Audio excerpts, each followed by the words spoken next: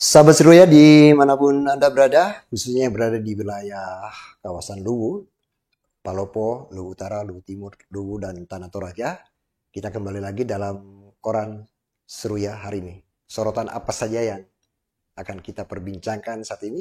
Dan saya telah bersama dengan Bung CBD atau dikenal dengan Bung Hairul Badru, pimpinan koran Seruya. Ya, selamat pagi Bung Hairul. Ya, selamat pagi Bung Ijan, sahabat koran Seruya, Seruya TV dimanapun berada. Assalamualaikum warahmatullahi wabarakatuh. Hari ini adalah hari Jumat, Iya, Jumat terakhir di bulan Rajab. bulan Rajab. Nah, untuk penanggalan kita sendiri, Masehi itu 24 Januari. Ya. Nah, kita berharap di hari Jumat yang mubarak ini, apa yang kita lakoni, apa yang menjadi aktivitas kita berjalan dengan lancar tentunya. Dan walaupun kondisi cuaca agak-agak Yang mendung, mendung. tetapi ini adalah Jumat berkah. Saya Ya. kira seperti itu. Ya baik, sahabat seru ya. Topik kita kali ini yang akan kita bahas berkaitan dengan menanti keputusan sidang DKPP yang juga menjadi bagian daripada keputusan dari pilkada di wilayah kota Palopo. Silakan Bung. Ya, sahabat koran Seruya, Bung Ijan, bahwa sesuai jadwal yang telah dikeluarkan DKPP, gugatan etik terhadap 3 komisioner KPU Palopo bersama Bawaslu akan diputuskan hari ini. Ya, kalau jadwal yang kita lihat, DKPP akan menyidangkannya hari ini pukul 14 waktu Indonesia Barat. Kalau kita di wilayah kota Palopo, Satu jam atau jam 3 sore jam nanti. 3 sore. Nah, ini tentu publik di kota Palopo ini menantikan apa keputusan DKPP yang akan diberikan terhadap 3 komisioner KPU Kota Palopo dan 2 komisioner Bawaslu. Dan seperti kita ketahui kan sidang sebelumnya kan sudah selesai, dan dalam persidangan itu kan sangat gamblang, terurai segala macam dugaan pelanggaran, segala macam jawaban, klarifikasi para pihak terkait. Seperti itu. Sudah memberikan penjelasan. Ya, sudah memberikan penjelasan dan ya kita menantikan apapun keputusan DKPP terhadap 3 komisioner KPU Palopo, yaitu Ketua KPU Irwandi Jumain, kemudian Abbas Johan sebagai komisioner KPU Palopo, dan 1 Muhatsir. Ya. Dan 2 komisioner Bawaslu, Ketua Bawaslu Kota Palopo Ibu Hairana, dan 1 komisioner Bawaslu. Ya, baik, sahabat seru ya, bicara soal yang disampaikan oleh Bung CPD, Bung Hairul Badru mengenai sebentar ada kepastian keputusan. Tentunya ini kan kita bicara tentang pengaruh yang saat ini sedang berlangsung, ya, baik di DKPP dan di MK. Ini pengaruhnya kalau keputusan-keputusan yang timbul itu bagaimana? Misalnya kepada tadi ya Bu, diberhentikan atau ada pertimbangan lain. Ini kan prosesnya ini akan terhenti. Bagaimana itu? Silakan. Ya, seperti ini. Sebenarnya secara kewenangan DKPP dengan MK itu tidak ada hal yang beda kewenangan, beda fungsi 2 lembaga ini. Tetapi seperti kita ketahui bahwa sengketa Pilkada Palopo berproses di MK. Nah, tentu kalau kita menerawang ini apa-apa, menurut saya pribadi akan ada benang merahnya. Katakanlah seperti ini. Kedua belah pihak ini menantikan sebenarnya apapun keputusan DKPP dalam kaitan konteks MK. Nah, katakanlah keputusan DKPP nanti sore, anggota KPU yang digugat secara etik dalam proses pilkada itu tidak mendapat sanksi apapun dari keputusan majelis DKPP. Tentu pihak yang termohon di MK, yang termohon itu kan KPU lagi. Dia bisa mengajukan itu hasil sidang DKPP ke MK. Begitupun sebaliknya. Pihak pemohon di MK akan mengambil keputusan DKPP sebagai bukti baru andai kata DKPP melakukan pemecatan terhadap penyelenggara yang digugat 3 orang itu dan Bawaslu. Tetapi bukti baru ini baik yang diharapkan oleh pemohon di MK maupun termohon di MK itu bisa diajukan sebagai bukti baru ketika misalnya MK memutuskan, kan akan ada sidang lanjutan ini. Ada yang namanya proses sidang admisal. Kalau di pidana umum itu kita kenal dengan istilah putusan sela. Nah, sidang admisal ini akan dilakukan MK setelah sidang kedua, yaitu memberikan kesempatan kepada termohon dan pihak terkait.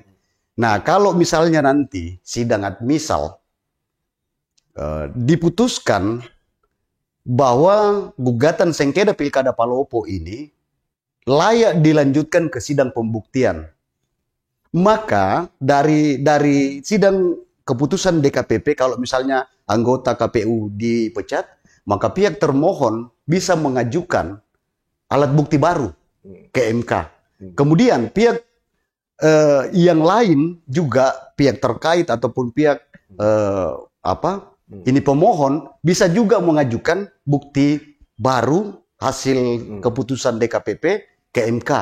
Kalau misalnya sidang admisal itu MK memutuskan bahwa proses sengketa Pilkada Palopo ini layak dilanjutkan ke sidang pembuktian. Ada peluang, ada kesempatan bagi semua pihak, tergugat kah, termohon kah atau pemohon, untuk mengajukan bukti baru. Nah, inilah benang merah antara keputusan DKPP dengan proses di MK. Apapun keputusannya, saya mau menanti. Sahabat seru ya, bicara soal tadi, saya tergelitik dengan tadi apa yang disampaikan oleh Bung Khairul berkaitan dengan apabila sidang DKPP menjatuhkan pemberhentian karena pertimbangan-pertimbangan. Ini proses keberadaan penyelenggara pemilu KPU, apakah mereka masih berhak untuk maju ke proses sidang MK-nya untuk memberikan keterangan? Silakan. Ya, masih. Karena seperti ini kan tadi dua hal yang berbeda. Nah, DKPP itu etik. Etik bagi penyelenggara KPU dan Bawaslu juga. Nah, di MK ini KPU Kota Palopo digugat sebagai pihak termohon. Praktis, walaupun mereka dipecat sanksi-sanksi paling tidak terhormat. Kalau itu yang terjadi. Dan di proses sidang MK, KPU masih untuk hadir sebagai pihak yang digugat. Karena dia bagian daripada gugatan sengketa ini ya? Bukan bagian. Dia adalah tergugat, termohon. Dia tidak bisa lari. Karena pihak pemohon dalam hal ini pasangan nomor urut 2, Dr. Haji Farid Qasim dan Ibu Nurheni menggugat penyelenggara ke MK, mempersengketakan karena menilai proses-proses tahap pencalonan Pilkada Palopo ada maladministrasi. Ya tidak bahwa ketika mereka diberhentikan MK mereka tidak hadir lagi, wajib hadir karena dia adalah pihak termohon. Atau istilahnya orang yang digugat gitu loh. Baik. Menarik sekali sahabat seru ya. Namun kita ikuti pesan-pesan berikut. Puncak peringatan Hari Jadi Luwu yang ke-757 dan Hari Perlawanan Rakyat Luwu ke-79 berlangsung hikmat di Istana Kedatuan Luwu Kota Palopo pada Kamis 23 Januari 2025. Kegiatan ini menjadi momen penting dalam memperingati sejarah panjang Kabupaten Luwu yang penuh dengan perjuangan dan prestasi. Acara tersebut dihadiri sejumlah pejabat penting termasuk PJ Gubernur Sulawesi Selatan, Profesor Fajri Jufri, PJ Ketua TPPKK Sulawesi Selatan, Andi Indriati, serta para kepala daerah seluruh Raya dan Kolaka Utara yang turut hadir mempererat tali silaturahmi dan semangat kebersamaan antar daerah. Peringatan Hari Jadi Luwu ke-757 dan Hari Perlawanan Rakyat Luwu ke-79 sebagai ajang refleksi atas perjalanan sejarah. Juga sebagai pengingat akan perjuangan rakyat Luwu dalam meraih kemerdekaan dan mengangkat derajat daerah. Berbagai kegiatan turut digelar sebagai bagian dari rangkaian acara untuk menyemarakan peringatan tersebut. Dengan semangat kebersamaan diharapkan Hari Jadi Luwu dan Hari Perlawanan Rakyat Luwu dapat terus menjadi momentum untuk pembangunan dan kemajuan daerah, serta mengingatkan generasi muda akan pentingnya menjaga nilai-nilai sejarah dan perjuangan. Madika Bua Andi Syaifuddin Kadiraja Upu Satya Raja mengatakan, di momen ini diharapkan Wijato Luwu bisa bersatu memperjuangkan terbentuknya Luwu Raya. Hari Jadi Perlawanan Rakyat Luwu ini kita sudah rayakan hari ini, dan semoga apa yang sangat sederhana ini bisa menjadi satu kebanggaan bagi kita semua dan bisa menjadi tolak ukur untuk hari-hari perayaan berikutnya. Saya rasa memaknai perlawanan rakyat Luwu ini apa yang telah disampaikan oleh pembicara tadi, sebenarnya itu kalau mudah-mudahan direkam itu tadi, itulah yang sebenarnya harapan kita. Pertama, bagaimana Wijato Luwu ini bersatu dan bagaimana sama-sama dalam semangat yang satu memperjuangkan Luwu Raya sebagai provinsi. Ini harapan kita ke depan. Dari Istana Kedatuan Luwu Kota Palopo, Nada Gabrilia, Seruya TV mengabarkan.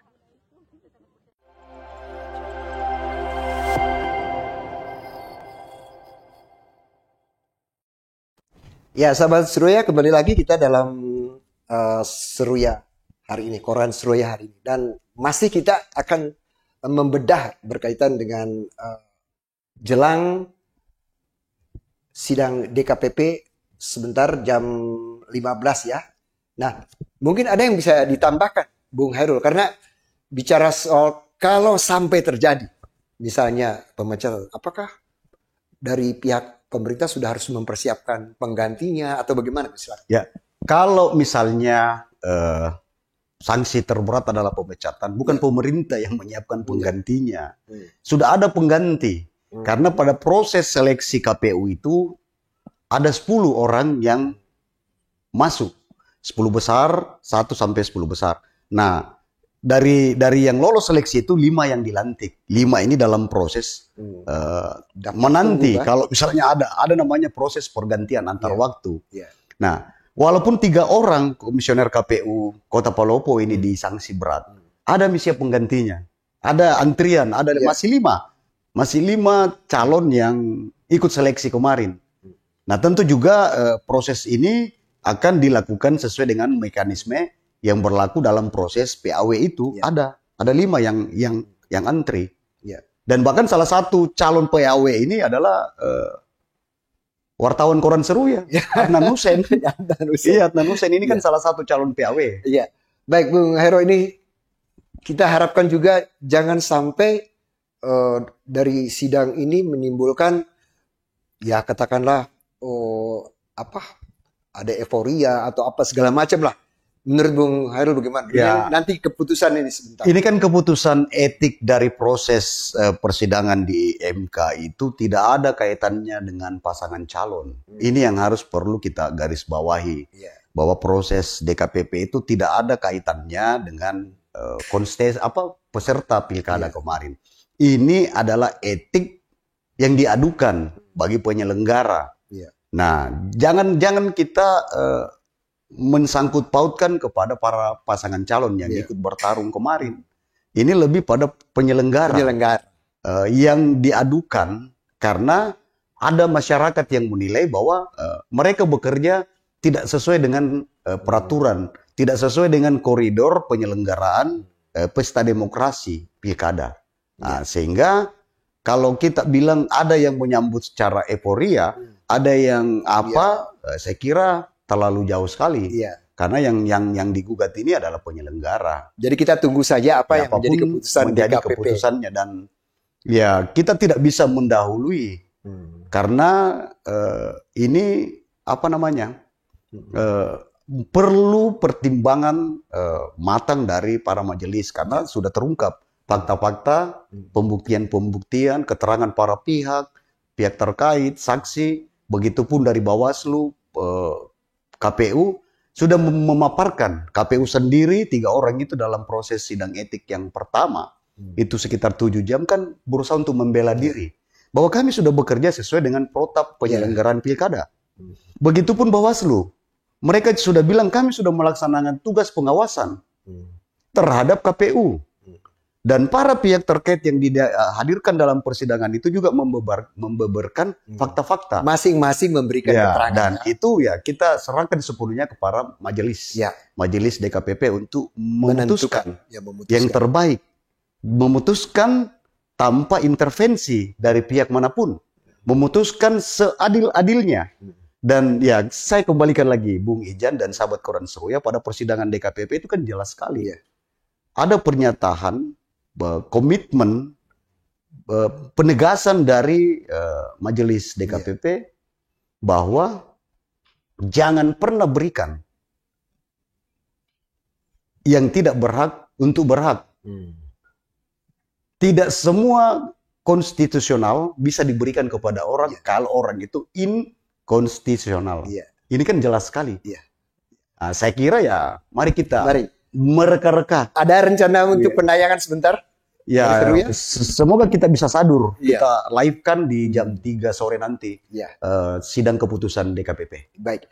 Ya, sahabat Seruya, ada hubungannya dengan penyelenggaraan pilkada. Adanya rencana pelantikan kepala daerah. Nah, ini nanti akan dijelaskan bagaimana ini sebenarnya yang terjadi. Ini sahabat Koran Seruya, netizen dimanapun berada, dan Bung Ijan ini kan sebelumnya kan tersiar kabar di pemerintah pusat bahwa kepala daerah hasil pilkada serentak 2004 yang lalu itu akan dilantik secara serentak pada bulan Maret mendatang. Pada bulan Maret. Ternyata beberapa hari terakhir ini ada keputusan terbaru pemerintah pusat bahwa kepala daerah yang tidak bersengketa, pilkadanya tidak bersengketa di Mahkamah Konstitusi, akan dilantik secara serentak tanggal 6 Februari. Tinggal menghitung hari ini. Dan alhamdulillah di wilayah Luwu Raya, dari 4 daerah, ada 3 kepala daerah baru yang akan dilantik hasil pilkada, yaitu pasangan Fatahudin Depi Bijak akan dilantik sebagai Bupati dan Wakil Bupati Luwu. Kemudian di Luwu Timur itu juga Bapak Irwan Baharsyam dengan pasangannya Ibu Puspawati Usler itu juga akan dilantik, dan di Luwu Utara juga akan dilantik Bupati dan Wakil Bupati baru Bapak Andi Rahim dengan Jumail Mapile. Nah, khusus untuk Kota Palopo karena masih bersengketa di MK, maka dipending pelantikannya, menanti keputusan MK. Saya kira seperti itu. Baik, sahabat Seruya, bicara soal pelantikan, kalau di masa lalu kan pilkada tidak serentak ya. Nah, ini kenapa sampai bisa terjadi bahwa sekarang ini beda ini dengan ini kan keputusan pemerintah pusat dan disetujui DPRD bahwa pilkada di di Indonesia ini sudah dilakukan secara serentak. Tanggal 27 November 2004 yang lalu. Nah, ini kan sebenarnya sejarah baru demokrasi di Indonesia, Bung Ijan dan sahabat Koran Seruya. Ini sejarah baru. Karena pilkada sudah dilakukan secara serentak dan pelantikan hasil dari pilkada yang tidak bersengketa di MK akan dilantik serentak oleh Presiden. Ya. Tanggal 6 Februari nanti 2025. Dan ini akan menjadi ya seperti yang saya bilang bahwa baru kali ini dilakukan pelantikan serentak. Ya. Biasanya Bung Ijan dan sahabat Koran Surya bahwa yang dilantik presiden itu hanya gubernur dan wakil gubernur. Bupati dan wali kota dan wakilnya itu dilantik oleh gubernur setelah dilantik presiden. Tetapi ini serentak. Ya. Presiden akan melantik semua. Jadi gubernur dengan bupati dan wali kota, wakil wali kota yang tidak bersengketa akan dilantik. Iya. Baik, sahabat Surya, sebelum kita lanjut, kita ikuti pesan-pesan berikut. Dengan acara perayaan Hari Luhur dan perlawanan itu tentunya kita berharap kolaborasi sinergi semua bupati wali kota ini untuk kemajuan rakyat dan masyarakat pada umumnya. Pastilah sama-sama seperti itu. Ya. Tentu pada akhirnya kan sebagai Wijato Luwu, tentu mudah-mudahan di hari perlawanan Luwu dan hari jadi Luwu ini semakin mempererat rasa keluhan kita sebagai putra asli Luwu, dan tentunya pada akhirnya kami selaku bupati dan wakil bupati terpilih punya kewajiban bagaimana berkontribusi nyata kepada masyarakat, khususnya di masyarakat Kabupaten Luwu. Dan mudah-mudahan di bawah kepemimpinan kami betul-betul kami bisa memberikan kontribusi yang nyata sehingga masyarakat bisa tambah sejahtera, tambah makmur di kemudian hari. Harapannya tentu pada akhirnya tentu kita inginkan bahwa masyarakat Kabupaten Luwu ini saat ini memang kita masih di dalam zona garis kemiskinan, karena di peringkat secara Sulawesi Selatan itu kita masih di peringkat ketiga termiskin, dan itu menjadi salah satu kiat kami, salah satu upaya kami untuk kemudian mengeluarkan dari zona itu, zona kemiskinan yang terjadi di Kabupaten Luwu itu, mensejahterakan masyarakat Luwu. Insya Allah ketika kami memimpin selama 5 tahun ke depan. Harapan kita ini bawa ke depan sinergi dengan pemerintah. Bahu lah setelah kontestasi sudah berakhir, momentum ini menjadi momentum perekat.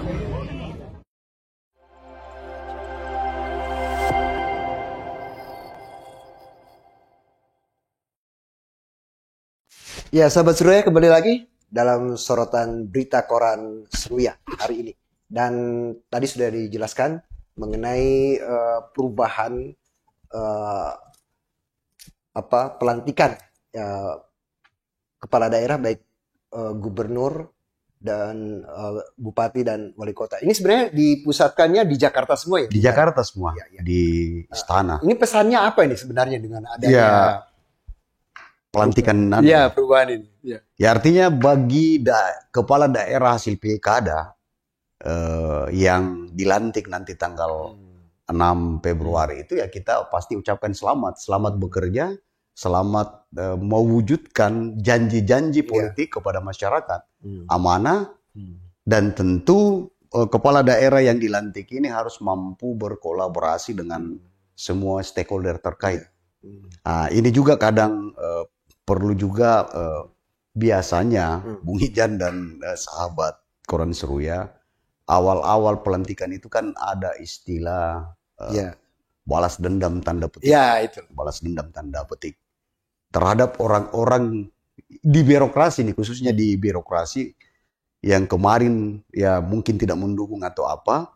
Saya kira janganlah menjadi tujuan utama, tetapi bagaimana kepala daerah baru ini fokus dan konsen terhadap programnya untuk melakukan pembangunan, untuk memimpin suatu daerah tanpa prinsip maklojang istilahnya. Kalau orang Luraya bilang maklojang itu dikasih bagiannya, itu kan orang mencuci, dicuci, dibersihkan dan saya kira harapan kita merangkul semua orang yang kemarin tidak berada dalam satu barisan, dirangkul dan Tidak ada lagi istilah nomor 1, nomor 2. Mari kita bekerja bersama-sama membangun. Nomor 3 tidak ada lagi, tetapi kita adalah satu untuk kemajuan daerah. Saya kira itu harapan kita semua. Dan kita ucapkan selamat. Selamat bekerja. Selamat bekerja dan selamat menjadi pelayan masyarakat. Pelayan masyarakat. Itu. Ya. Baik, sahabat seru ya, bicara soal pelantikan kepala daerah nanti yang bukan oleh presiden, tentunya kita semua yang berada di wilayahnya masing-masing tentunya kita ucapkan selamat. Dan berikut kita akan beralih kepada topik berikut ini. Bung Hairul, ini bicara soal yang tadi Bung Hairul bilang ini wah cuaca yang tidak menentu, ini bagaimana nih sekarang? Memang awal tahun ini, Januari ini, kondisi cuaca memang ekstrim. Dan sudah ada peringatan dari BMKG untuk wilayah Teluk Raya ini. Itu potensi terjadinya hujan itu cukup tinggi. Kemudian ya patut diwaspadai juga ancaman puting beliung. Nah, wilayah-wilayah Kota Palopo misalnya, itu curah hujannya dalam beberapa hari terakhir ini cukup tinggi. Tadi malam itu kan baik, lebat sekali hujannya, dan itu disambung pagi. Kemudian beberapa hari yang lalu juga di wilayah Kelurahan Temaleba itu kan ada beberapa rumah yang rusak karena diterjang oleh puting beliung. Dan pemerintah Kota Palopo melalui instansi terkait BPBD dan stakeholder terkait ini sudah melakukan apel siaga bencana sebenarnya. Mereka sudah melakukan upaya langkah antisipasi. Kalau misalnya terjadi banjir misalnya. Terus puting beliung atau tanah longsor. Karena seperti kita ketahui BPBD itu sudah memiliki peta titik rawan bencana alam. Seperti misalnya ketika kita berbicara banjir. BPBD Palopo sudah tahu bahwa kawasan ini, kelurahan ini rawan banjir. Misalnya jalur yang dilintasi oleh bantaran sungai Latupa. Mulai dari Latupa masuk di Kecamatan Wara, Wara Timur, dan sampai ke wilayah Hilir. Itu sudah ada titik-titiknya. Seperti kawasan Belimbing, Kelurahan Namasangan, Ponjalae, wilayah Tapong, dan sekitarnya. Kemudian titik rawan longsor ada juga. Seperti di wilayah Wara Barat. Terutama di perbatasan Tanah Toraja Utara dengan Kota Palopo. Di sepanjang Batang Barat ke atas itu titik rawan longsor. Terus kawasan rawan puting beliung ada juga petanya. Itu rawan di wilayah-wilayah pesisir karena angin biasanya dari laut, dan alhamdulillah kita patut apresiasi antisipasi yang dilakukan jajaran pemerintah kota. Tanggap dan cepat ketika ada bencana alam. Gitu. Baik, Bung Hairul, kalau bicara soal bencana alam ini kan terpengaruhnya itu adalah sarana-sarana transportasi umum yang tadi Bung Hairul mengatakan bahwa ada titik-titik tertentu, misalnya jembatan atau jalan yang perlu mendapat perhatian. Nah, ini kan infrastrukturnya akan terganggu dan mengganggu lalu lintas. Sebenarnya apa yang kita bilang ini tidak ada di wilayah Kota Palopo, semua tidak ada menurut saya. Karena kalau jembatan itu kan alhamdulillah sudah pernah melakukan perbaikan, terutama jembatan miring itu. Yang patut diwaspadai sebenarnya ini khusus untuk warga Kota Palopo, ketika terjadi hujan lebat disertai angin, jangan berkendara di wilayah-wilayah yang banyak pohon pelindungnya. Rawan karena sudah banyak kejadian ketika hujan lebat, angin kencang, itu banyak pohon yang tumbang. Dan ya tetap waspada, punya insting bagaimana kita menjaga keselamatan diri kita, karena jangan sampai kita buru-buru terus melintas di kawasan yang banyak pohon pelindung di pinggir jalan dan ya tidak diminta-minta tumbang karena seperti itu. Dan ketika hujan lebat juga jangan upayakan tidak melintas di titik rawan ancaman bencana alam, longsor misalnya di wilayah jalur Palopo Toraja, sangat rawan juga terjadi longsor. Ya sedapat mungkin stop dulu. Nanti setelah hujan baru ini melintas. Terus ya jauh lebih bagus ketika hujan, ketika angin puting beliung kita stay at home. Ya. tinggal saja Iya. di rumah atau berteduh. Apalagi ini kan akhir pekan ini banyak ada Banyak libur. yang libur, wah, Ya, mau banyak naik libur. gunung apa segala macam seperti itu. Ya, kondisi cuaca lagi tidak bersahabat. Tidak baik-baik Ya, saja. tidak baik saja. Ya, lebih baik kita ya cari ya aktivitas yang memungkinkan kita bisa Hmm. itu Bisa tadi, aman ya, bisa selamat aman akibat cuaca ekstrim. cuaca ekstrim. Baik, sahabat Seruya, kita akan lanjut kembali dengan sorotan berita lainnya setelah pesan-pesan berikut. Universitas Muhammadiyah atau UM Palopo menunjukkan eksistensinya sebagai kampus berkelas internasional dengan menerima 2 mahasiswa asing untuk melanjutkan studi di kampus tersebut. Robi Pereira dan Estevao Amaral, 2 mahasiswa asal Timur Leste, kini resmi memulai perjalanan akademik di UM Palopo tahun ini. Keduanya berasal dari program studi manajemen dan farmasi dan merupakan penerima beasiswa penuh dari program UM Palopo sebagai bentuk kerjasama dengan pemerintah Timur Leste, di mana seluruh biaya pendidikan sepenuhnya ditanggung oleh pihak kampus. Selain bebas biaya kuliah, kampus juga menyediakan asrama bagi kedua mahasiswa ini, sehingga mahasiswa penerima beasiswa tersebut tidak perlu memikirkan tempat tinggal selama berkuliah di UM Palopo. Estevao Amaral, mahasiswa asal Timur Leste, mengungkapkan antusiasmenya untuk belajar di Universitas Muhammadiyah Palopo. Program studi manajemen di UM Palopo yang sudah terakreditasi unggul menjadi salah satu alasan utama ia memilih jurusan ini. Fasilitas kampus yang memadai, suasana belajar yang kondusif makin menambah semangatnya untuk menimba ilmu di UM Palopo. Pertama kali saya dapat informasi dari sosial media, terus ya saya tertarik mau kuliah di Muhammadiyah. Saya dapat beasiswa, biaya tentang kuliah itu 100%, tanggung biaya perkuliahan sampai lulus full. Saya pilih jurusan manajemen karena unggul. Saya bersyukur dan senang sekali karena dapat beasiswa, biaya perkuliahan 100%, terus dan tempat tinggal. Sementara itu, Ketua PMB Universitas Muhammadiyah Palopo menyampaikan rasa bangganya atas kepercayaan mahasiswa internasional yang memilih UM Palopo sebagai tempat melanjutkan studi. Hal ini membuktikan bahwa UM Palopo terus berkembang dan diakui kualitasnya tidak hanya di dalam, namun juga di luar negeri. Keberadaan mahasiswa internasional ini diharapkan mampu memperkuat hubungan akademik dan budaya antar negara. Universitas Muhammadiyah Palopo siap mendukung mahasiswa internasional untuk beradaptasi dan meraih prestasi selama masa studi mereka.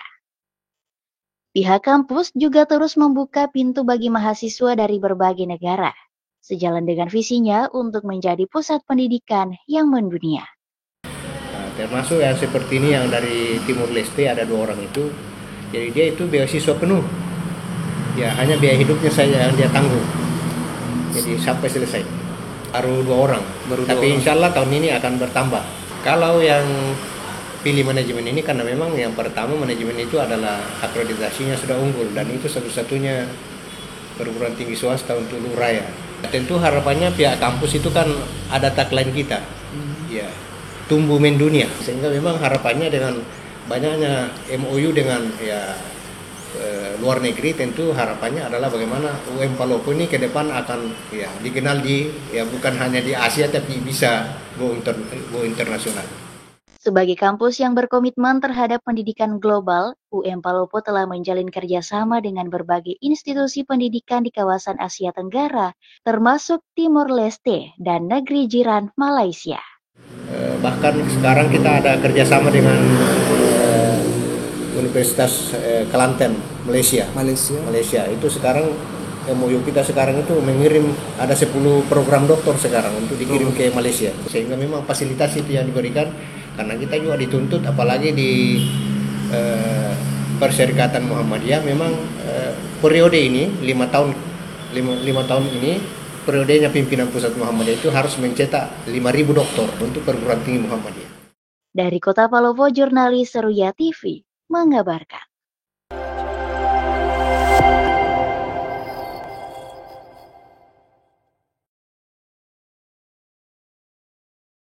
Ya, sahabat Seruya, kembali lagi dalam sorotan koran Seruya hari ini. Beberapa topik yang kita bahas bersama Bung CBD Hairul Badudu, dan ada satu yang kemarin baru saja kita Ya, ikuti bersama ya, Hari Perjuangan Masyarakat Luwu. Adat Luwu. Adat Nah, Luwu. ini Ya. ada yang baru. Ya, ini kan seperti kita ketahui sahabat Seruya, netizen dimanapun berada, bahwa di setiap tahun itu, awal tahun di Januari, itu ada 2 hari Puncak yang peringatan Hari Jadi Luwu menjadi yang hari yang paling bersejarah ke-757 bagi dan Hari orang Luwu, Perlawanan Rakyat yaitu tanggal 21 Januari itu Hari Jadi Luwu, dan tanggal 23 Januari itu Hari Perlawanan Rakyat Luwu. Nah, setiap tanggal 23 itu diperingati oleh masyarakat Luwu, 4 daerah. Ya. Dan tahun ini dipusatkan di Istana Kedatuan Luwu. Satu kebanggaan. Para pemimpin kita, para tokoh kita, PJ Gubernur, para pemerhati dan penggiat budaya berkumpul di istana. Ya. Memperingati momentum sakral 23 Januari. Nah, di dalam peringatan ini ada hal yang menurut saya perlu diketahui publik. Bahwa kalau selama ini perjuangan pembentukan provinsi itu diberi nama Provinsi Luwu Raya. Ya. Nah, berdasarkan kesepakatan bersama Datu Luwu dan pemangku adat Datu Luwu, pemangku adat lainnya dan stakeholder terkait merubah nama. Bukan lagi yang diperjuangkan adalah Provinsi Luwu Raya, tetapi Provinsi Luwu. Kata raya itu dihilangkan. Jadi sekarang itu yang kita perjuangkan semua adalah pembentukan Provinsi Luwu. Ya. Nah, itu yang hal esensi yang menjadi konsensus bersama. Nah, memang ini setiap tanggal 23 Januari itu Bung Ijan dan sahabat koran Seruya itu yang bergema itu mari membentuk Provinsi Luwu Raya. Baik, sahabat Seruya, beberapa hari lalu kita membahas berkaitan dengan pembentukan Provinsi Luwu. Luwu Raya. Luwu Raya. Luwu. Luwu. Nah, kan tidak sebatas hanya pada event hari jadi yang kita baru saja saksikan, tapi perlu adanya tekanan-tekanan ataupun dari berbagai pihak untuk menindaklanjuti. Nah, ini gimana? Ya. Ini kan kita berharap setelah nama perjuangan Provinsi Luwu Raya ini diubah menjadi Provinsi Luwu, para tokoh kita baik yang ada di 4 daerah, di provinsi dan di tingkat pusat ini menyatukan komitmen bersama bagaimana kita lebih giat lagi untuk memperjuangkan itu.